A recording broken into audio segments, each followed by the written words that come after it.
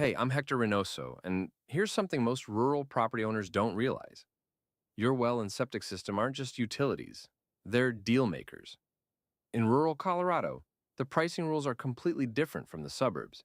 And if you don't understand how your water systems affect your property value, you're leaving money on the table. Let me break it down. When a buyer looks at a rural property, they ask three critical questions first. How deep is the well? Is the water reliable year round? And what's the septic capacity? These aren't afterthoughts.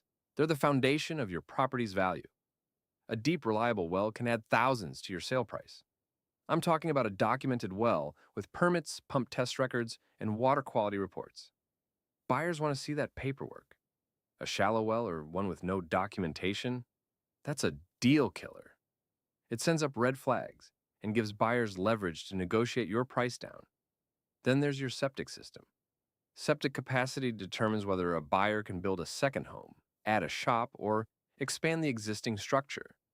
If your septic system was designed for a two-bedroom home and the buyer wants to add a bedroom or build a mother-in-law suite, that's a major cost they'll factor into their offer. But if you've got capacity, or you can document what you have, that's a selling point, not a liability. Here's what I see too often. Rural sellers don't think about any of this until a buyer's inspector raises it. By then, the price is already locked in. You're on the defensive, scrambling to find well permits from 20 years ago, trying to get a septic inspection scheduled before closing. That's not the position you want to be in. What I do with my clients is different. Before the listing goes live, we compile every piece of documentation: well permits, pump tests, water quality reports, septic installation records, and maintenance history. We identify which features add value and how to market them to the right buyer. Your utilities become assets in the listing, not question marks.